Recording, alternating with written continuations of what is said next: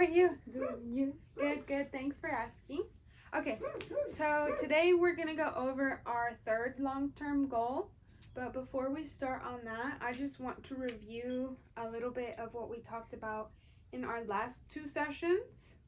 So, do you remember when we talked about toothbrushing? Yes. Okay. Would you mind showing me, just on this side, the top, really quickly, how you brush your teeth now?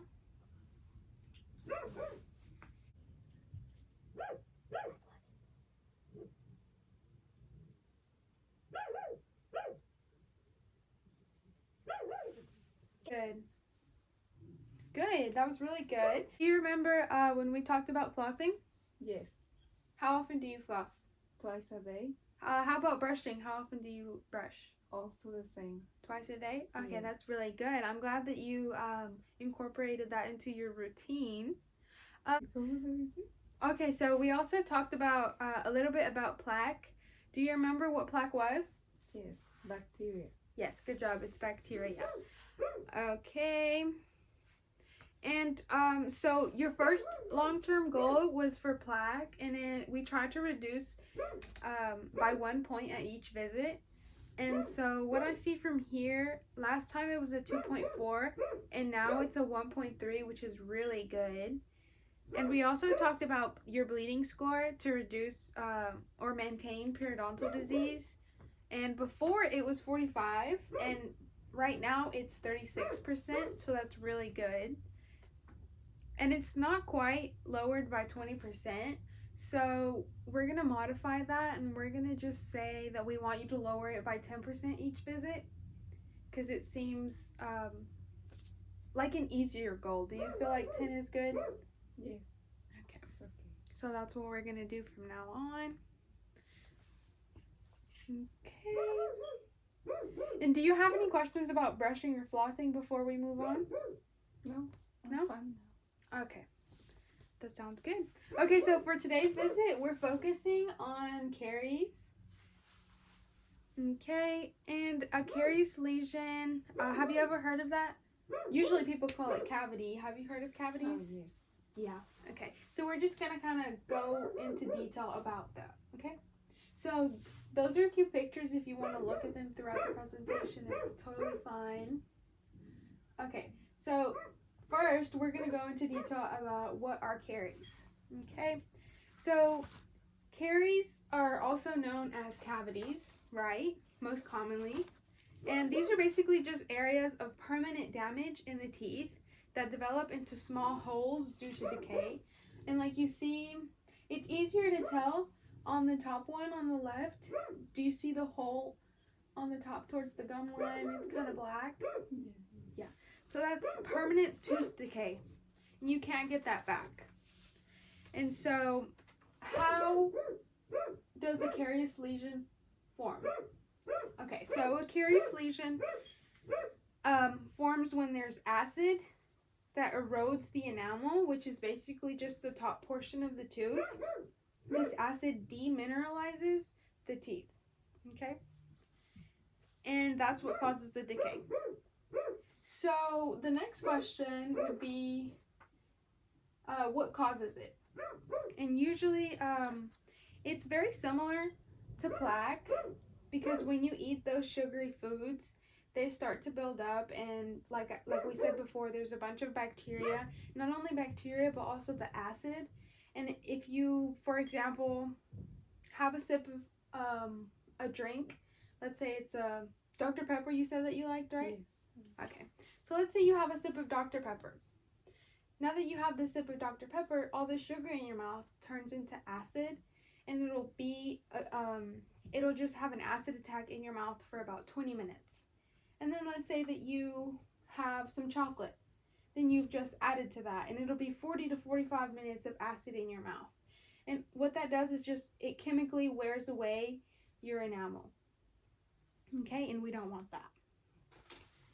Okay, and then next we have possible treatment options and what happens without treatment. So without treatment, cavities can lead to infections or tooth loss, but our treatment options include fillings, crowns, or root canals. So a lot of times the fillings will be small and tiny. If the cavity is small, it'll be a sealant. And if it's on the top surface of the teeth, like that big picture, um, it'll usually cover the grooves, because most of the time cavities will form there if the grooves are really deep. Okay, and so that basically just helps so the tooth doesn't decay any further, and so it's just easier to clean with the smooth surface and all of that. Okay, and the last one is, how can caries be prevented? Okay, so it's kind of similar to plaque, like we talked about before, and managing periodontal disease. It's just really important to brush and floss regularly, like you have been doing. So now you do it twice a day. But we also recommend the use of fluoride and a better diet. So what I mean by a better diet is just to not consume as many sugary drinks or carbs. So, do you know what carbs are? Like bread or Yeah, perfect. And so I know that you like your Dr. Pepper and your coffee a lot, but maybe we could try to have the coffee without sugar or caramel. And not that it's the healthiest alternative, but they do have soda without sugar. Maybe you want to try that. Or I do recommend, after you do have sugar, just kind of rinse your mouth with water. okay. And you can do it for 30 seconds. Okay. And remember what a carious lesion was? Tooth decay. Yes, good job. Okay. And do you remember how they form? It's because the sugar in carbs or If you eat too many sugars and carbs for a long period of time. okay. That's one of the good, the things that have to be there to cause caries. Okay, do you remember treatment option? Like flossing. No, add floor. Oh, fluoride? Yes, that's a really good one. Okay, but like I said, we also have fillings, crowns, and root canals. Fluoride is a part of treatment after, let's say that they do a root canal or a filling and they still have a lot of really great enamel on the teeth. The dentist might recommend topical fluoride, which is just fluoride applied directly to the tooth. But that's more so to prevent. So you already answered that question. How can caries be prevented? Fluoride is a really good answer. So for treatment options, it'd be root canal, fillings, or crowns. Okay.